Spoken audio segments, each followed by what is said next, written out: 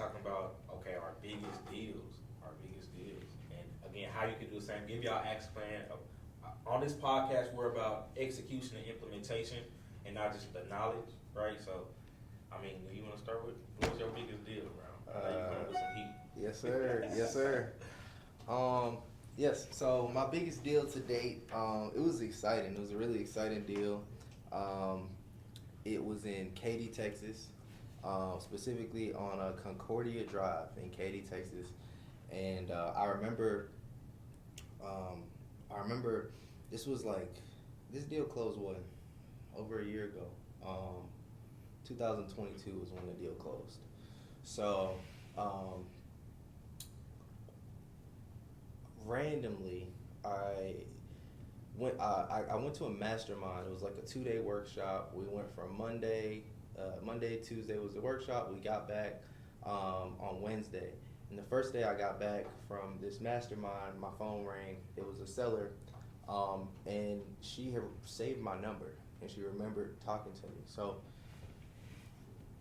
rewinding like 6 months back, because I hadn't talked to her for like 6 months. So I'm just home one day, my phone starts ringing, and essentially it's this seller. She's like, hey, I don't know if you remember me, but I saved your number, and I'm ready to sell my property.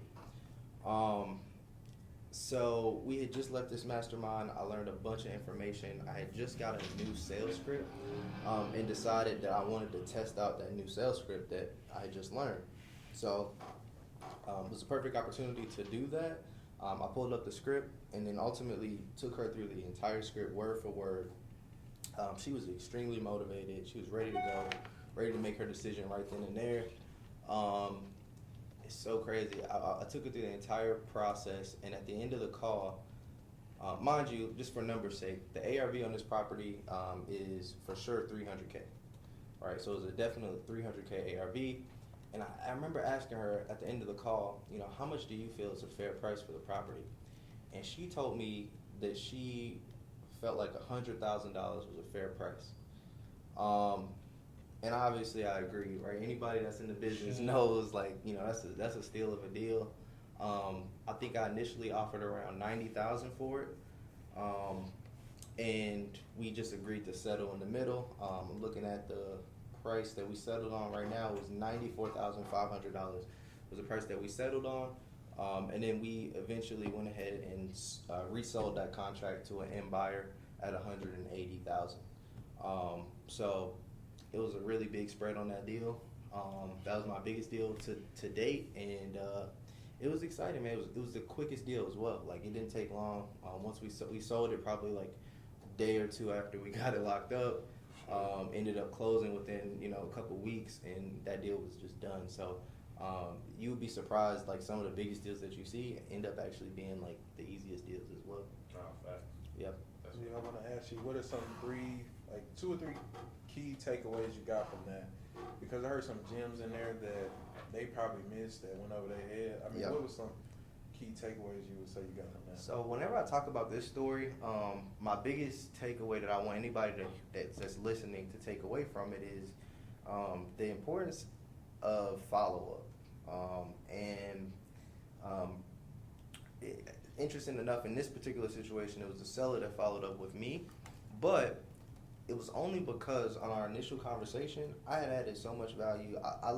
We had built so much good rapport that from when we ended that first interaction, she was like, okay, she had already made up her mind that when the time was right, I was the person that she was going to sell the house to. For sure. Right? So when it came time for her to make that decision, it wasn't really like, she didn't have to go talk to 10 other companies, because I had already made a good enough impact on her for her to know, like, when I'm ready, I'm just going to bring it to him.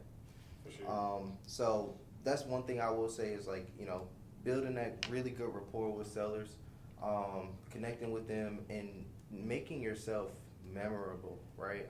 I think that's the biggest thing. In real estate, it's like, most, like, I don't know if I can mess up, but in real estate, I think ultimately it all just boils down to your ability to follow up with these deals and connect with people in a way that makes them remember you. And I think I just made the decision really easy for her up front. for our first call. Sure. For me, fellas, my biggest deal was the $8,000 land deal. It was out in northwest Dallas by Love Field. It was on 7619 Kenwell. So pretty much how I came up with that deal was through agent outreach, kinda. We noticed that one of the a lead had came in through. How did we get this deal? I'm tripping right now. How did we get that deal? Was it? Oh, I got it. I remember it. It was agent outreach. So it was a cold call lead that was in our system. And what happened was I noticed one of the acquisitions that was on our team, he had called the lead, but he pretty much said this wasn't really a good opportunity for us. So I re-looked at it because the address looked very, very familiar, because it seemed like it was an area where we did business before. So pretty much what I ended up doing is I ended up giving that lead a call.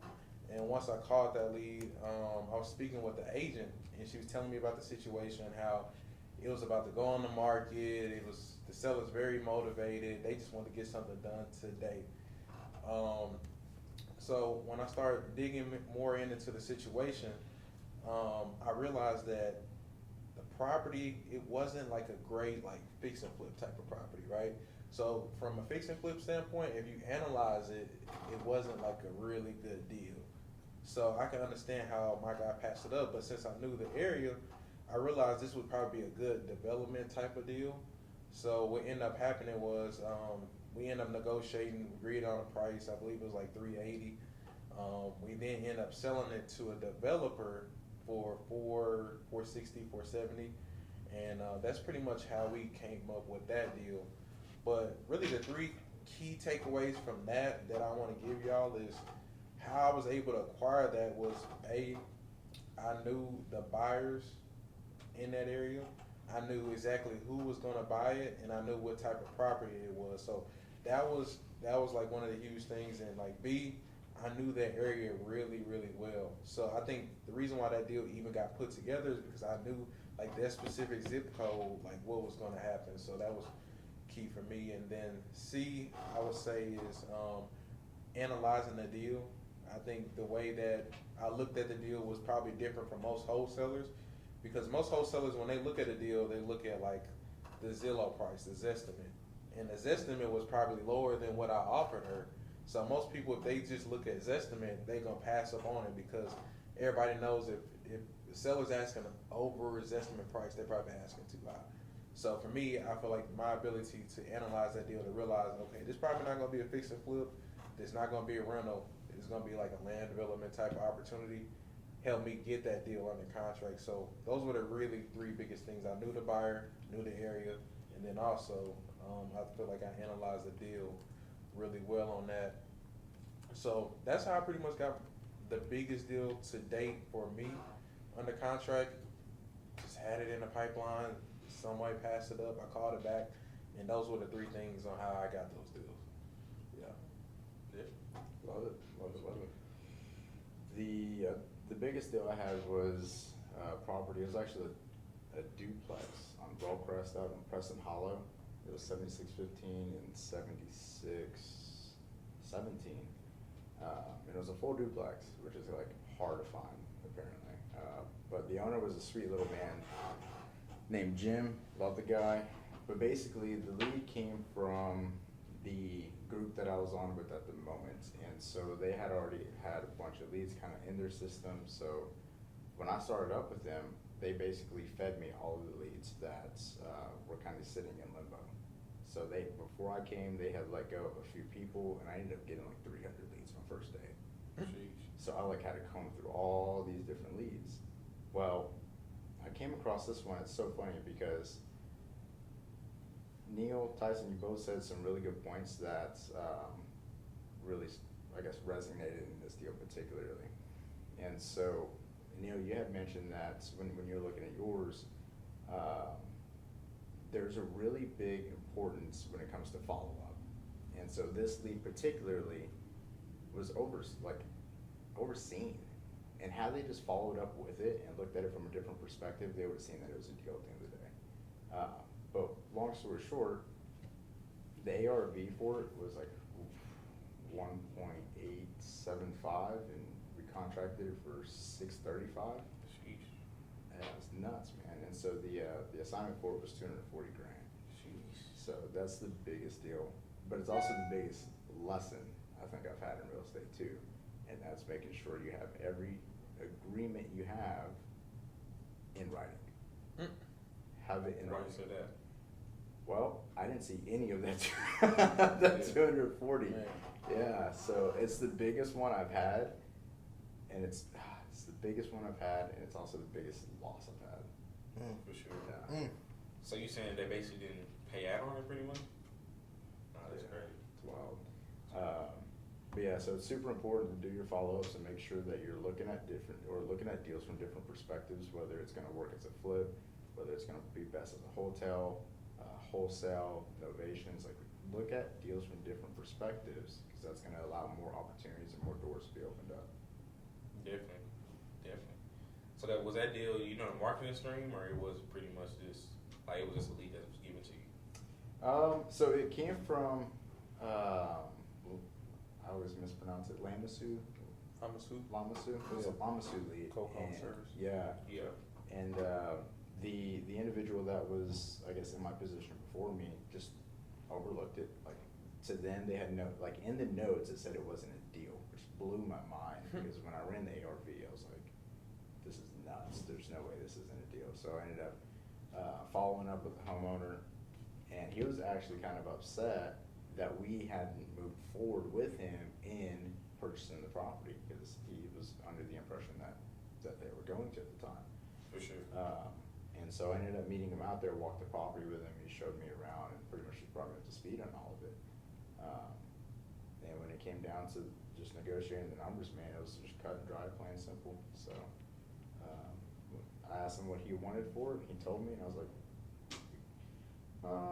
we could do that. I think we could do that.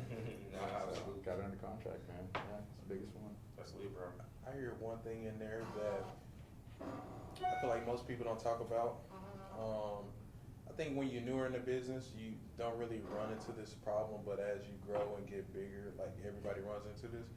But I heard this guy named Eric Klein, he says this all the time: love the one you're with. He said, love the one you're with. Love the one that you're with.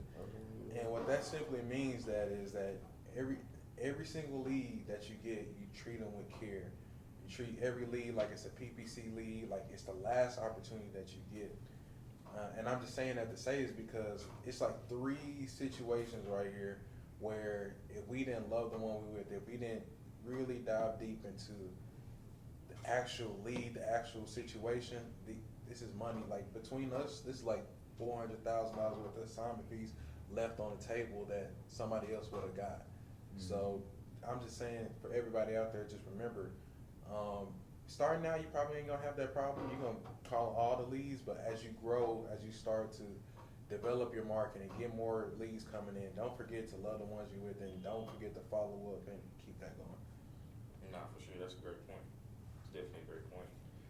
So my biggest deal was pretty much in Anna, Texas. It was for $60,000. So I actually worked the dispo side of this deal, not the acquisition side. The biggest thing I learned with the dispo side of the deal is pretty much like, it was in Anna, Texas. It was on some acreage, and we had to find a specific buyer for it. So I had to go find a specific buyer. Like, a lot of people was turning down this deal, they didn't think it was a deal. It don't make sense. Like, this is not a deal. Mm-hmm. And pretty much I found a specific buyer that does like Airbnb, like does like creative stuff with families on big luxurious properties. He was gonna turn into an Airbnb. But lo and behold, I think I called him like probably like 6 months ago to a year ago, because I like to call some of my buyers sometimes. And he was saying pretty much it was worth like 1.4, and he had bought it for like 660 at the time. So it was a deal. It's just you have to have the right exit. Mm-hmm. So pretty much how you walk and get your deal is pretty much how to analyze a property, because also with what we said, I feel like analyzing a property is key. So first you have to identify how to analyze a property. The standard way is ARV times 0.8 minus repairs, and and then minus your assignment fee, right? That's kind of the standard going rate in our market, Dallas. So you have to know that simple formula, but that formula will not work all the time. Like for example, like what Tyson said, that formula didn't work on that particular deal, on this and a property. That formula didn't work because it was no comps nowhere, but it was on like 6-7 acres and was a big property. So I think another way you analyze a deal is pretty much like knowing your buyers or knowing exits. Mm-hmm. So I think you have to know how a buyer is going to look at a deal, know the specific buyer, know what they're looking for to be able to give them the exact opportunity they probably couldn't get nowhere else because you gave them, hey, my buy box. Because again, this buyer specifically, he does not buy nothing else. He won't buy a cookie cutter deal in freaking Mansfield or Fort Worth. He's not going to buy it. He's only looking for one thing. So you have to know your buyer with that specific scenario. You have to know good areas. I think every deal that we just said was in a great area. Yeah. So if you have a great area, you probably need to reach out to a mentor that knows the market better because you could be overlooking the opportunity. That's why I always preach as well, you have to have somebody in your market that is able to help you. When I got my first deal, I had a mentor who was literally walking me down that whole entire thing. Like if I need to go get a contract, he coming. So again, pretty much knowing how to analyze a deal. Again, that one-way ARV times 0.8 minus repairs. Also knowing your buyer and knowing your area. If it's in a great area, it's more appealing to a buyer. At the end of the day, you're selling a product. Like I know a lot of people try to get in wholesaling just to see like, okay, I know I can make this spread, but I don't think, and we're pretty much talking about sales, that we're selling a product at the end of the day, right? So products have different works depending upon where it's at, year build, the land it's on, right? Those are the biggest three things I've seen.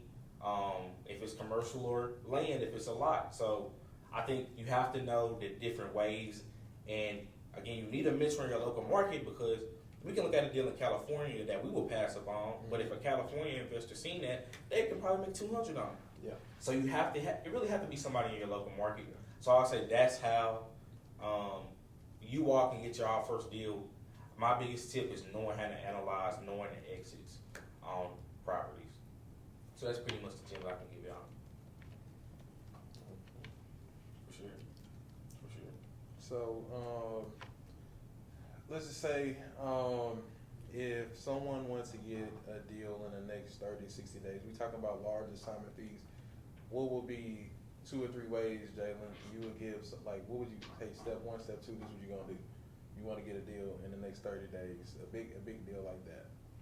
A big deal in the next 30 to 60 days. I think you have to pull in the best zip codes, like in the best zip codes in the area. And then 2, I would probably say, knowing what I know now, probably pull some acreage, like pull land, like large lots. Mm-hmm. Because the reason why I say that now is because, like, if you're playing with a $10 million ARV versus a $600,000 ARV, like it's just different potential. If you get that $10 million deal at 30% versus that other deal at 30%, the spread is larger. So I would say pull the best areas in the city and pretty much pull a list with the acreage and then go ahead and skip trace that list and cold card that list. So that's what I would say. For sure. Neil, what would you say?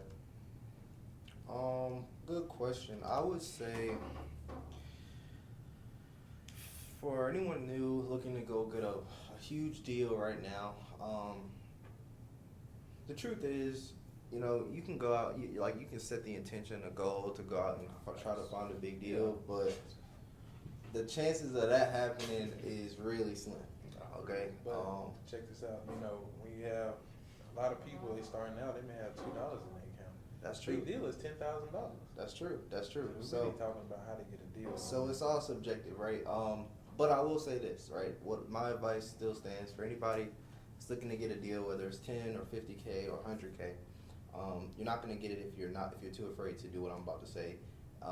And that is, so it's 2 parts. The first part is always get the seller's price, right? Whenever you find the property, I would always go ahead and try to get the seller's number. figure out how much they want to get for the property, and don't be too afraid to actually negotiate. I think a lot of deals are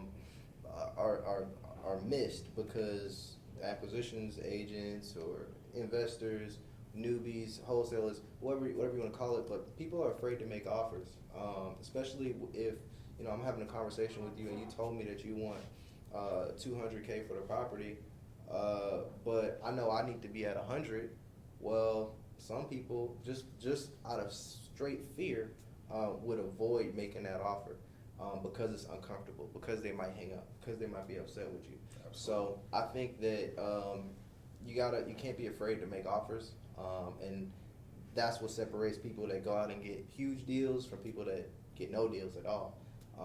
Because you never know how motivated that person is. You never know like what they need to really accomplish, right? And if somebody's truly motivated to sell their property, then you can better believe they'd be willing to take a discount. Another thing I would say is, and this is just more so on like to go out and find that deal. I would always like, you know, we talked about it in our last podcast, but driving for dollars is a huge gem to just go out and find distressed properties right away.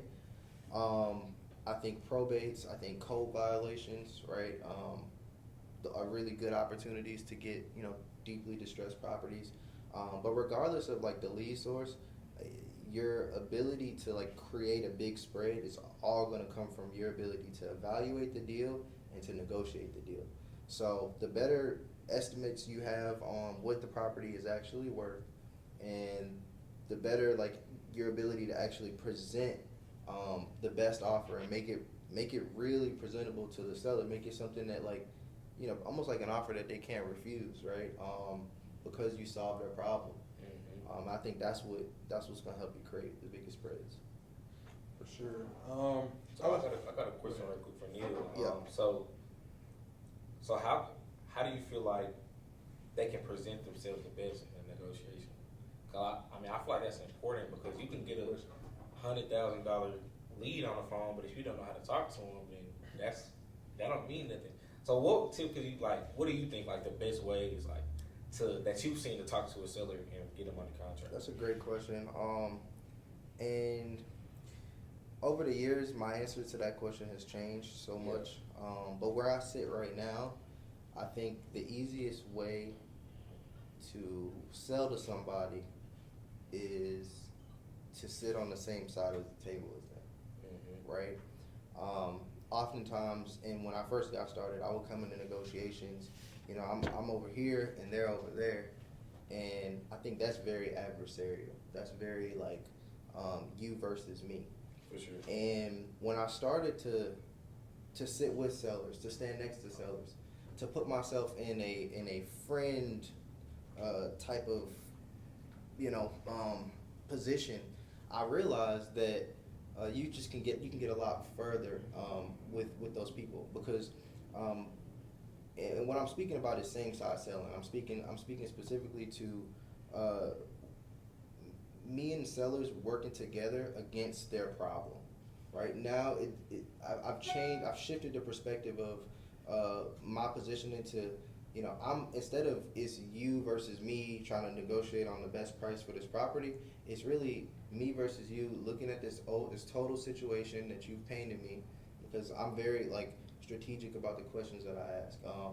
You know, I kind of look at it, we talk about this all the time in training, but I kind of look at it as like a doctor-patient type of relationship, mm-hmm. where, you know, when you go to the doctor's gonna, you know, if you say you're sick, they're gonna ask you a bunch of questions to try to figure out what the root problem is.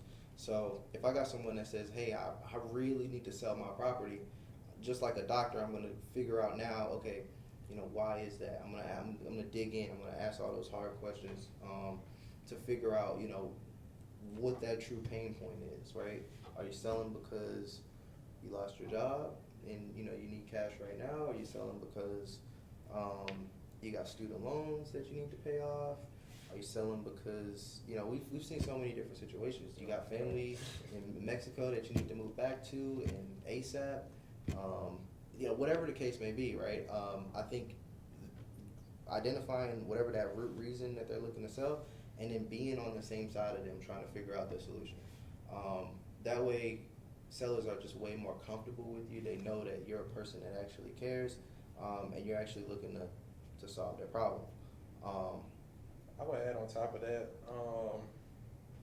to Jalen's question, like, when you have those bigger deals, the one thing that I always tell the team is like, you want to avoid seller's remorse at like all costs.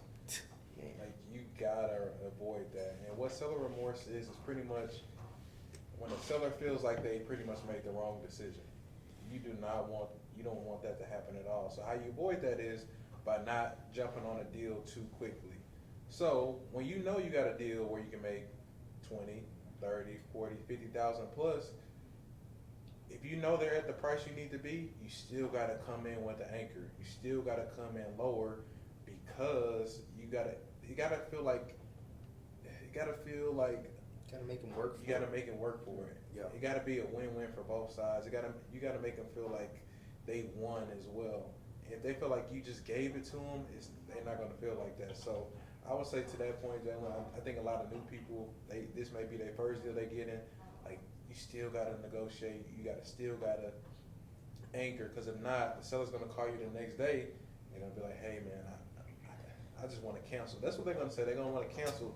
But in their head, they just want to get a better price because they know they can get more. And I always use this example is like, let's just say, for example, you're advertising your PS4 for sale on Facebook, and you put it on there for $100, and then after 2 minutes, 40 people blow up your phone saying that they can buy it. Well, you're gonna think, dang, I should have probably asked 150. I probably could have got 200 for it. So it's the same thing with your house. Is like, that's what sellers want to feel. So I would say at all costs avoid seller's remorse. Yeah, I feel like I messed up a lot of deals in the past, thinking I got like a banger deal, and I just get too excited, and you mess it up. Yeah, you mess it up, and it's crazy because what you're saying happens precisely to the T, where a seller's gonna call you the next day and they're gonna tell you, hey, I want to cancel that deal, and you're gonna try to figure out why, and they'll never tell you. They'll never tell you the exact reason unless you point it out. Hey, is it the price? And then they'll be like, yeah, it's the price. So if you make it too sweet for them, you're definitely gonna shoot yourself in the foot.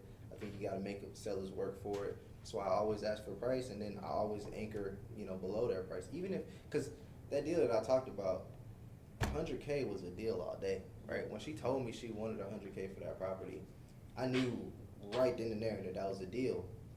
But I knew that I couldn't act too quick on it because she didn't know that, right? Sure. And if I would have gave that up and let her know you're asking too low for this, she would have just there's no reason for us to do, because I knew she already wanted to work with me, so it was like, okay, keep your composure, right? Keep your composure, offer your anchor price, and again, and when it was all said and done, when we negotiated, she won. She won in the negotiation, right? I came in at 90, right? She came back at I think like 95, and then I'm like, let's do 94.5, and she's like, okay, I feel good about that. So you gotta make it. You gotta make it a win for them. So I think I agree with y'all 100%. I think it's a dichotomy there though. Like, you gotta make sure you anchor. But sometimes, like, if you got a deal, and let's say they're not coming down, like, you have to lock that up. Like I just want to make sure we're clear. Like, if they, like, not coming down none, that don't mean you just be like, well, like, y'all listen to us, and they said, I don't want to give them some remorse. I want to just make sure y'all know, like, anchor them 100%, avoid seller's remorse at all costs. But if you see they not coming down, just give them the offer so you can just move on to the next one. Because again, that first one, or any deal like that we just talked about, 20 grand, 10 grand, that's life-changing money right there, right? So always as well, but I think that comes with time though, because you gotta ask the right questions to know, okay, is this person gonna take this, do I need to come down? You gotta like have a BS meter, like I'll call you back, give me to tomorrow, and they just keep doing that. Then you gotta know, well, it's probably price. So you gotta ask those questions like, what is it? Is it the price? Is it the company? Yeah. Right? Is it anything I've done wrong? You want to pretty much like see all areas on why they're not moving forward with the agreement. because I think as well, like somebody who motivated, they go sign the contract. Yeah. Like, I'm not. Sometimes it takes time because like yours, it took a long follow up, but you still got it. But I'm sure you correct me if I'm wrong. Like when y'all agreed on the price, you probably did it within 24 hours, probably. 100%. Yeah. She did. And to your point, and this is really good advice for a new wholesaler, I think, and I didn't know this when I first got started, but when I realized how important it was to find out when a seller was actually wanting to make their decision, For sure. it started to save me so much time in this business. I cannot stress how much time I spent talking to people that were not ready to make a decision. For sure. Right. And that's not to say that that's a bad thing, right? Because, you know, you can nurture a lot of leads until they're ready to make their decision. But I just remember, like, we used to spend so much time just calling people day after day. And it's like, they're not ready, right? I can't force you to be ready. So what I learned was on that first call, like, find out when they're looking to make their decision. And I remember for that one specifically, the one I locked up, she wasn't, on that initial call, she was not ready to make her decision right then and there. Yeah. So it was at that point, I'm like, okay, look, we had a really great conversation, and I really know that I want to work with you, right? So here's what I'm going to do. Here's my number. I want you to save my number. And as a matter of fact, I remember I gave her my number, and I made her repeat it back to me, right? So it's a little nugget right here. Because you can give people your number all the time, but how do you know they saved it, right? So I gave her my number, and I'm like, hey, can you just read that back to me? I just want to make sure you got it. And she read it back to me, and it was the right number. So I'm like, okay, she saved it. So at that point, even though I knew she wasn't ready to make a decision, I knew that I also had built so much rapport on that first call, and I connected with her on a way that, hey, that's perfectly fine. I'll still be buying in November. Call me then. Let's get it done, right? So I think that was another small thing that for me, it just saved me so much time once I realized, like, you know, That's a nugget for sure. To tag on pretty much everything that y'all just said, I think there's two big things that a lot of newer wholesalers really kind of drop the ball on when it comes to getting their first deal on a contract or closing their first deal or even making a big spread. So first one is analysis. Like if you don't know how to properly underwrite a property, it's going to be really hard for you to have a good understanding as to where you need to come in at to begin with. Yeah. And on top of that, if you don't underwrite it correctly, it may not be the best deal. So if you're pushing out properties that are not properly underwritten, it's going to build a bad reputation for you. And in this industry, as we all know, reputation goes a long ways. And so in order to create consistency in this business, you have to have good reputation with good buyers at the end of the day. And the only way you can really do that is by presenting good numbers. So that really comes down to the overall analysis portion of it from the very, very beginning. And the second part that I think a whole lot of wholesalers really just bomb completely is how they run their appointments or how they talk to these sellers. yeah. And so, and you really, you hit the nail on the head, man, when you were saying, like you sit side by side, and it's not me versus you, it's us versus the property, right? It goes a long ways. So if you can really detach yourself from the sell and focus on the service that you can actually provide and focus on finding problems, like the doctor analogy, you really dive in, asking them really tough questions, uncovering the real truths behind what it is that they've got going on. Now, you might even discover problems that they didn't even know they had. Yeah. Just by asking these questions. And then when you do that, you're positioning yourself in their mind as a trusted authority. And that is going to set you above every other wholesaler, every other investor to begin with. And when you do these, the more problems you uncover, the more leverage you have in your negotiations. The more leverage you have in your negotiations, the more of a spread you can make on a deal.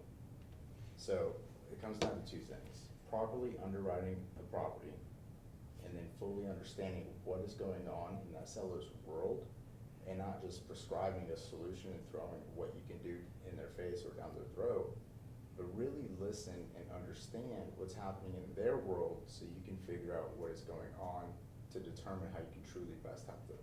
And when you do that, you're scorching the earth, as Steve Trank puts it, from other wholesalers, right? Because you're building up so much trust and so much rapport with them.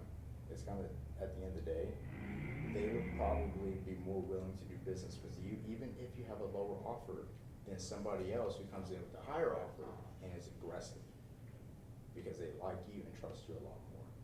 So those would be two big things that I would say are extremely important when it comes to, one, getting a deal, getting it closed, but also making the most bang for your buck. Properly underwrite it from the beginning, and really focus on active listening and seeking to understand before first being understood with your sellers to determine how you can best help them. For sure. So, Darian, let me ask you this for like the new people.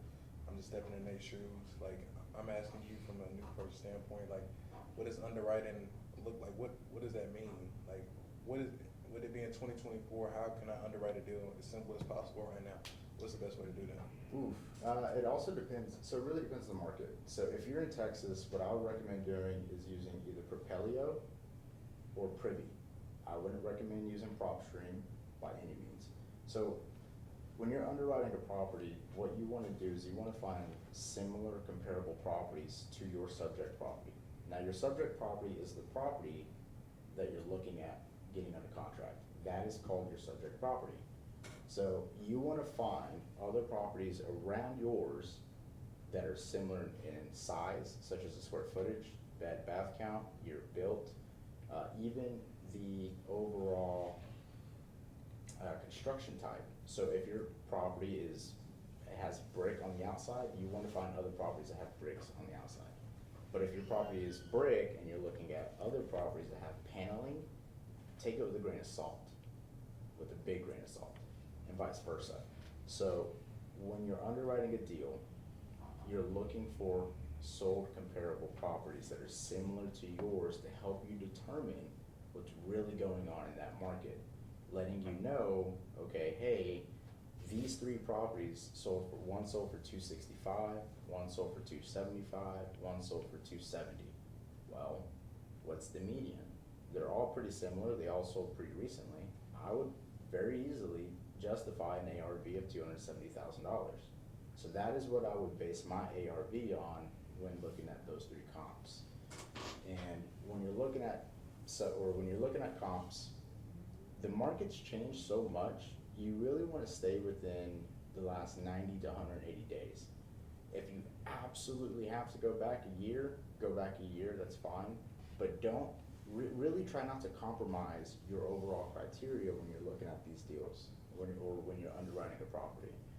And then when you're looking at them, you also want to see what the overall aerial image looks like as well, because you want to make sure that the comps you're pulling are not coming across from major highways, they're not across major roads or major streets, they're not across a lake, because that happens, believe it or not.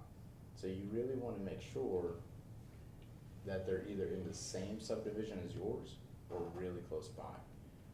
But that overall is like underwriting a property, and you can do that on different systems. So you've got PropStream, which I do not recommend at all because it is very inaccurate. You've got Propelio, which is great for Texas because it's probably like second best to the MLS. Sure. But you're very limited to the markets nationwide that you're looking at. Yeah. Second to that, I would say, is Privy. And from my understanding, Privy is pretty much all over the country. It does a really good job. It's really similar to the MLS.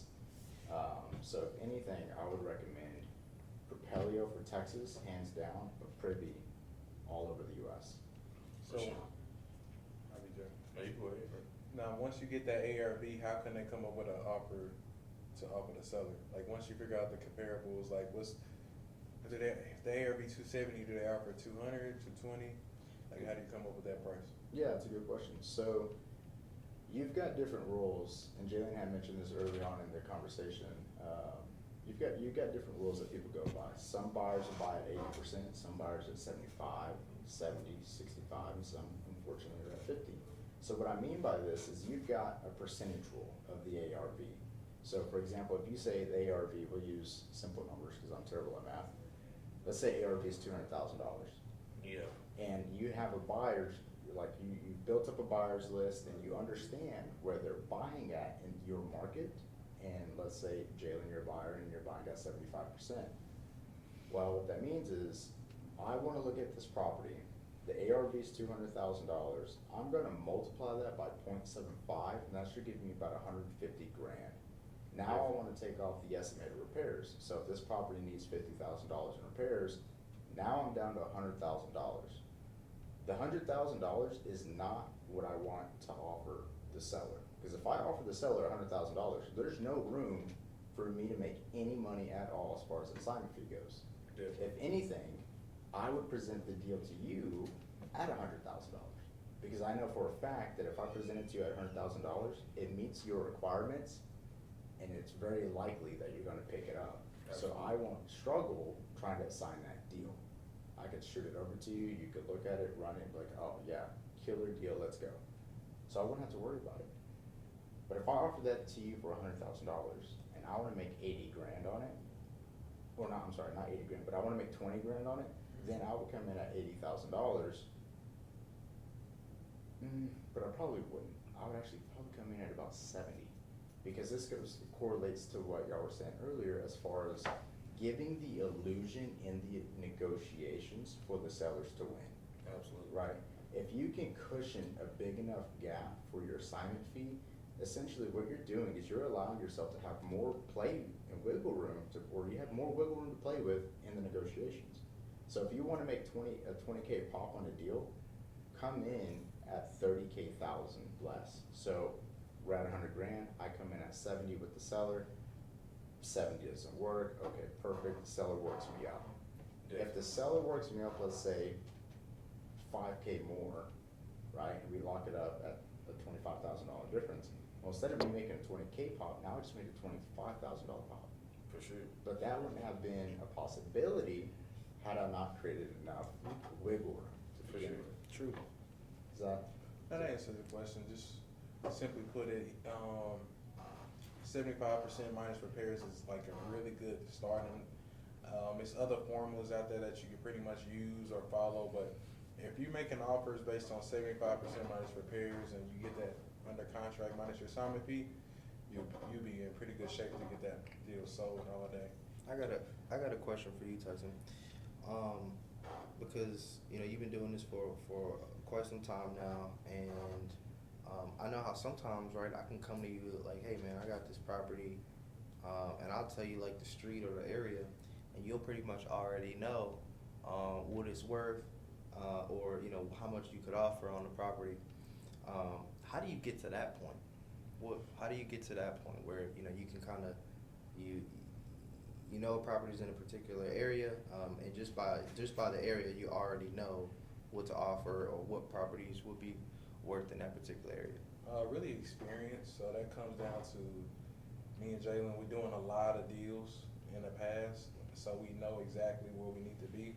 Like I remember us, like we'll get 5 deals in like 1 zip code, so we know going forward, like kind of a range of where we'll need to be. So I would say like experience is number 1 to get to that point, and then just knowing your market. Like for us out here in Dallas, we know that certain zip codes not gonna do as well as others. Like we know Highland Park is like a very hot area, hot zip code, versus let's just say I don't know what's not such a good Fair Park. Say stop 6. Stop 6. Comparing those 2 stop 6 for sure, right? So you just gotta know your market, simply put it, and have really good experience. So once you do over 100 some deals, you'll definitely know. 100%. So here's what I'll say to what you just said, because the last thing you just ended off saying that once you do 100 deals, right? Some people can't afford to do 100 deals. Basically, some people don't have the time that it takes to do 100 deals, but want to get that same experience. So when I first got into real estate, because my mentor, he told me that I should go out and look at 100 houses before I even make an offer on one. And the whole purpose behind that was for me to become experienced in my backyard, right? So I started in my hometown market, and he's like, you really need to understand what properties actually sell for in this market. So he's like, go to open houses, right? Go look at all types of property. look at the ones that are really fixed up, and go to the ones that are as is, the ones that need a lot of work. For sure. And if you see, you know, over time, right? If you see 100 properties, if you go look at 100 3-bed, 2-bathroom houses, I don't care what market you're in, and if you look at them, they're all you know, similar square footage, and you see them and you see versions of those properties that sell as is for one price and remodeled for another price. That experience of seeing that many homes is going to give you the knowledge, right? You'll be able to look at it and say, okay, it gives you a reference point. So now you know what an as-is property would sell for, just about. You also know what a remodel property would sell for, just about. And I believe it or not, I actually did that when I first got into real estate. Those couple of months, like I was going to open houses. I was looking at anything that they would let me in to go see, so I could have an understanding of the value of it. And that really helped me a lot. And I would tell anybody that's getting started to go out and do that, because that's how you're gonna get the confidence, right? After you look at 100 properties, whether you've closed on them or offered on them or not, is like once you get something else to come up in that area, you're gonna be like, oh, you know, I know that an as-is property sells between this price and this price, so I'm probably gonna have to be somewhere around this. So you'll be even more comfortable making an offer and underwriting that deal just because you already had the experience. It's a firm belief of mine that experience and knowledge is what make up like the confidence that you need to go out here and be the best that you can be in this business. 100% for sure. I was gonna say as well, like, I know we mentioned a lot of things like Darian finding the ARV, Jalen the formula. Don't let any of that stuff like stop y'all from actually just making an offer on the seller. Like, don't let you not having MLS, you not having Propelio, you not knowing exact repairs, not knowing this or that stop you from making an offer on the house. Like for us, like when we got started, we was like, hey, if it was below 60% of the estimate, we know we're working with something. So it can be just that simple. Like if you know, like, okay, the Zillow is 100,000. If I get this house for 40,000, you know you got something, because that's 40 cents on the dollar. So just keep that in mind. Like don't let nothing stop y'all from just going out there making offers, and don't be passing up opportunities because you're not 100% sure on what the ARV is. You're not 100% sure on the rehab. Yeah. And to tag onto that too, on both of what y'all just said, I think one of the fastest ways to get a deal done in this industry, just starting off, is by partnering with somebody who has the experience and knows what they're doing. Yeah. If you can, so for example, we'll use Will, Seth, and Tristan as a testament to this. So these kids are in high school. Will is 17, Seth and Tristan are both 18 years old.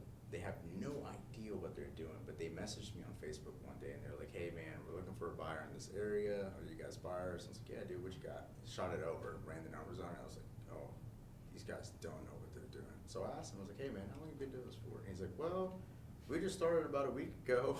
I was like, I love it, dude. I love it because you're sending me something, like it shows me you're taking action, you know, and taking action and failing forward is what gets you ahead. So I had to go. Unfortunately, I didn't have a coach or I didn't have a mentor to kind of walk me along. I had to fail forward. I went to the school of hard knocks, and in doing so, it taught me a lot of lessons. Right, like my first lesson is, do not pick up a property in a rural area. And just because it's the biggest property in the area doesn't mean it's going to be worth the most. So those are the two big lessons I learned. But with these guys, what they're doing is they took that action, they sent it over to me. I was like, hey man, these numbers don't make any sense. I was like, you know what? What's the best number to reach you at? Let's hop on a quick call. So he gives me his number. We hop on a conference call. I called Will, tagged in Tristan, he tagged in Seth. Started talking, and they sent me a property. This is after the conversation. A couple days later, they sent me a property in Corpus Christi, and this is Bray. So he sent me Bray. Will sends. He's like, hey man, we're talking with the agent on this property, but we have no idea what to offer. Can you help run numbers on it? I was like, sure, bro, I got you. So I ran numbers on it. I was like, you guys want to come in at 160 on this? And he goes, okay. Sends me a screenshot. And he's like, seller doesn't want to go less than 180. And I was like, nah, bro. Ask if they'll meet us in the middle at 170. So he says, okay. Sends me another screenshot. They accepted 170. I was like, shut the front door, man. Yeah. And he's like, I don't know if that's good or bad. And I was like, no, it's good, dude. These kids are in high school. They have no idea what they're doing. But because they're taking action and because they partner with somebody who's experienced and has a plethora of knowledge and experience in this industry, the property's under contract. We've got it under contract. It's in escrow. And if we're able to close it, they're making like an 8K pop on it. Absolutely. Can you imagine that? 8K in high school, man? That's, if I was 17 and 18 years old and made $8 grand, it's like, bro, that's more than what my parents make on a W-2 salary, you know? Like, let's go, dude. Yeah. So that, like, if you're really, really wanting to do really good business and really, really quickly, partner with somebody who knows what they're doing. Yeah. And get that guidance, get that leadership and that training from them, because at the end of the day, you can cut your learning curve in half just by tagging on with somebody who is able to provide you that kind of wisdom. It goes a long ways. Nah, that's 100% facts, because when I started at 17 and I had a mentor, and if I didn't have that mentor, I don't know what I'd do, right? Like in terms of, it would have been way harder. Like I know you said 50% learning curve, I'll probably say like, bro, it'll cut your learning curve down like 80, 90% because you have somebody pouring into you. And like your analogy with, well not analogy, but your reference to the people you're helping out now, like you're putting genuine effort into helping them. And he like put genuine effort. Like I called him one time at like 9 o'clock, hey, I got this seller, he's interested, come write up a contract. He literally met me at my pop's office at 9 o'clock p.m. after I got off school and stuff. So it was like, bro, like a lot of people not gonna put in that type of effort. Yeah. So you gotta find a good mentor who's gonna put in effort. So I mean, we're all great mentors, great people to connect with. So follow the podcast pretty much. We're gonna put our Instagrams at the bottom and our YouTubes and all that, TikToks and all that. But get with us, we can help you and add value to, because you need that. Like that's top. If I were to start tomorrow, my first priority is to be like getting a mentor ASAP. So again, if I was to start tomorrow, my first priority is a mentor. I'm not worrying about nothing else. Like somebody who will genuinely add value and somebody who knows what to do in my market. Yep. That's the first thing I would do to get a deal. 100%. Jay, I want to ask you, like, how do you get attention of like a mentor? Like, obviously, we're creating this podcast to mentor people, but like, how do you get the attention of like actually a mentor? Because I feel like for us, like, a lot of people probably hit like the mentors that we had up, but they probably ignored them because they felt like they wasn't serious or something like that. How can you get the attention of a good mentor though? So two things with that. One, like some people just don't want to help you. Like I remember like probably the first two people I hit up, they just didn't respond. Yeah. So I mean, I don't charge it to them. They can have a lot of stuff on their plate. You don't know what they got going on. Yeah. So never quit finding one. Like if the first 5 say no, or the first 5 just not a right fit, then just keep going. Like it's all about just, once you say you want to do something, you have the belief, you have the why and the work ethic, and you're willing to run through a wall, you're gonna get there no matter what you do. Right? So I think that's one, and then 2, I would say add value in some way, form, or fashion. And the value can be work ethic, because I know I didn't pay my mentor nothing, but I kept sending him opportunities day after day. I didn't pay him monetarily, but he's seen, okay, if I help this guy, I will benefit from the long term, right? So on my first deal, I paid my mentor $10 grand. I made $37,500 a day before my high school prom. My mentor got 10 grand off of that. He probably helped me like 50 to 100 hours. So in the grand scheme of things, it was a worthy investment for him, and also for me. But the key was I was consistent, I was persistent, I was asking questions, following up. People hit me up all the time like, hey, I want to learn real estate, and have no follow-up, and you can see like, even when somebody hits you up, like if they gonna be a dog or not. Like hit me up 10 times, you'll get a response. It's like, well, who's this guy? But if you just one time, then you don't text nobody else, and it's just like, well, he didn't answer. Well, I'm done with it.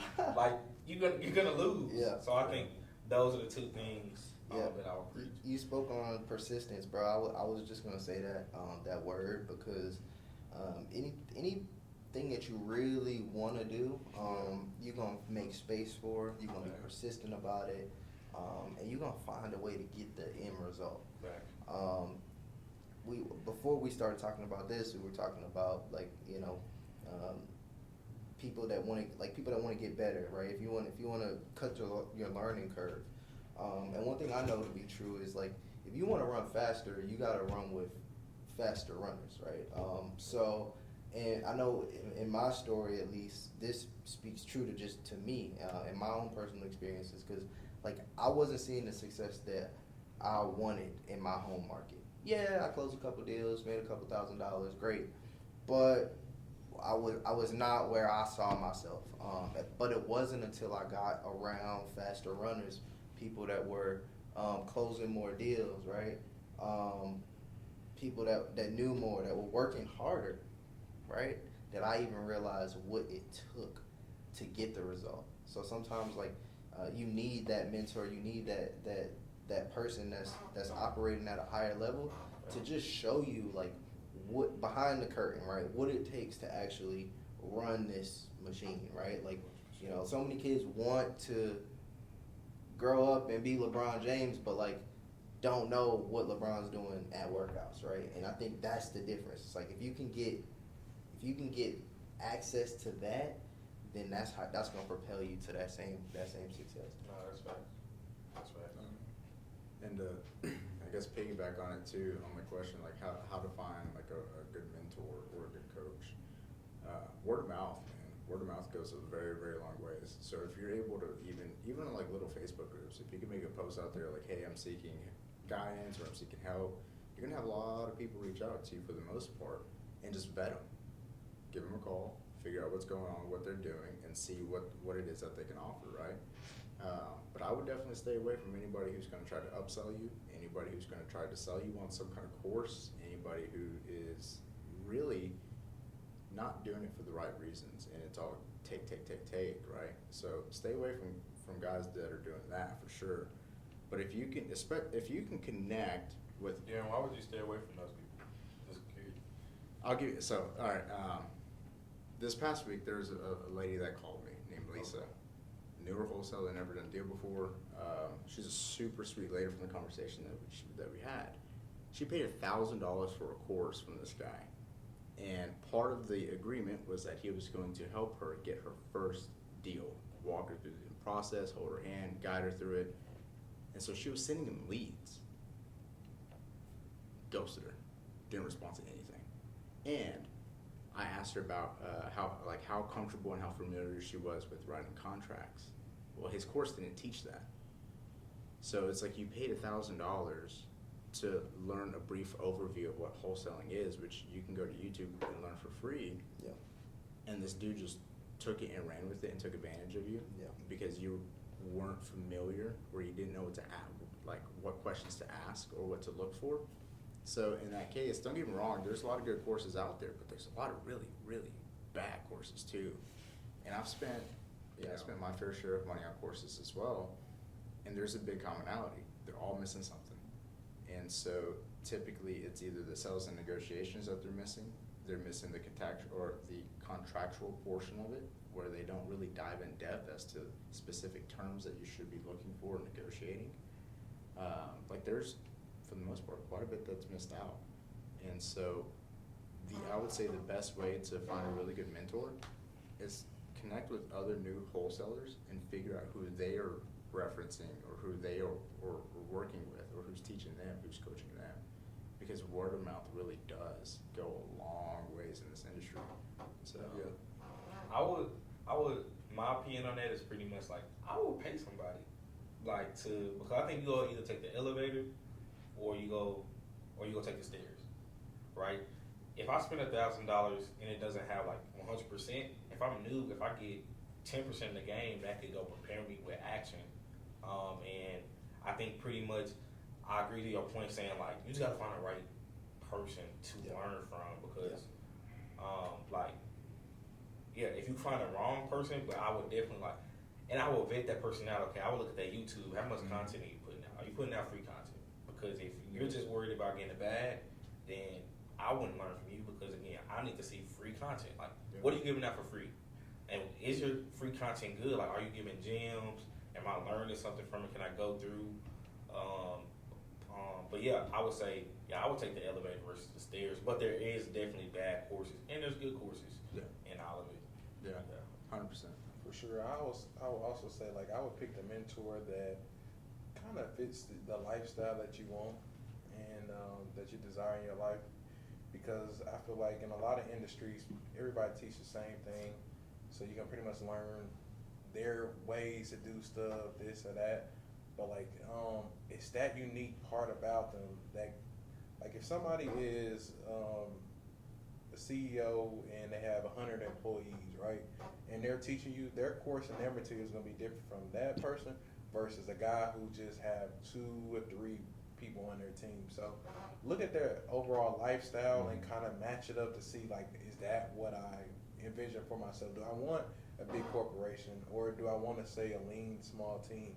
Because if you want a big corporation, if you want to be the leader like that, then I probably wouldn't learn from this guy, because he's not saying he doesn't have good information, but this guy right here kind of fits what I'm looking for. So that's what I would also say. Just kind of look for people that you kind of see yourself in the future.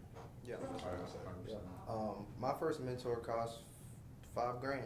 Sheesh. Yeah, 5,000. 5,000. And I was like fresh out of college, dropping out.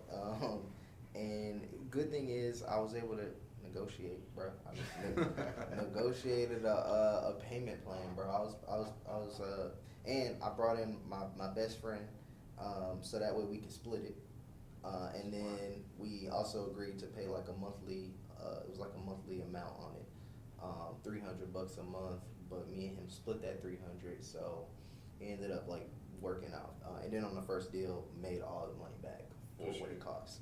So it ended up working out. But my first mentor, and this is how I knew he was going to be the right mentor for me. He led with results, right? When my very first interaction, I sat in his office and, bro, he pulled out like 2 binders, this size, bro. And this is like a copy of every real estate check that he's gotten through his career. I swear, bro. He was like 75 years old at the time when I met with him, and I'm looking at checks from like 1965, bro. Jeez. 1970 checks from like back then, and I'm flipping through this book. He's like, yeah, man, these are all the deals I've done, and we're talking as I'm just kind of scrolling through, and I'm looking at all these thousands of dollars.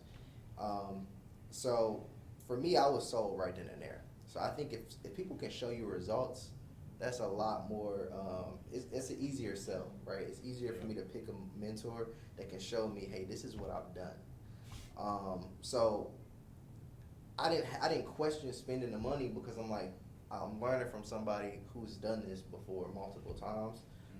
Whereas, if it was someone who couldn't show me as many results, then, I probably would have second guessed spending that money with them. So, that's kind of what I would say. I wasn't afraid. I looked at it all as a risk, right? Because, there's no telling I'm gonna get a deal from it. There's no telling. Like, I looked at it all as a risk, but I just believed in myself. I believed in the process. And I said this on the last podcast as well, but I think that I just always thought it was no difference between me and those that are really successful in this business. So, if they can do it, so can I. It's just a matter of positioning myself to have access to the same information and resources. Definitely. Yeah. Darren, did you have some bad experience with some courses? I would say the first one, man. So the first course I ever got with wholesaling was from Cody Sperber, the Clever Investor. Yeah. That was the first course I ever got regarding wholesale. But don't get me wrong, like it wasn't terrible. It taught me the basics and the fundamentals, but there's so much that was like left behind the curtain. Yeah. That was not like revealed and showed or taught, Yeah. So there's a lot that really kind of goes into it. And don't get me wrong, like courses aren't bad, man. You just really need to vet the course itself and also who's created the course, right? So to kind of touch on what y'all were saying is like credibility does go a very long ways. And so if you can find somebody that does have free content out online, that's always a really, really good thing to see, especially if that content is like solid. Really good to see good, solid free content out there. And then not just results, like the results that that particular person was able to produce for themselves, but the results they were able to help others produce as well. That's, oh man, that's like icing on the cake right there. And then Tyson, I totally agree, man. Lifestyle does go a long, long ways. Like Grant Cardone, everybody knows Grant Cardone for the most part in real estate. It's killing it, man. It's crushing it. But that's not the lifestyle I want for myself, and that's not the lifestyle I want for my family. You know, like by any means. If anything, I would say probably a more kind of Chris Cron type lifestyle, out in the mountains, secluded, taking care of your family, doing right by people, and just providing and pouring as much as you can to other individuals. That's the lifestyle I would go for. Yeah. 100%. But yeah, no, that like courses aren't bad. They're not bad. You just really need to vet them out.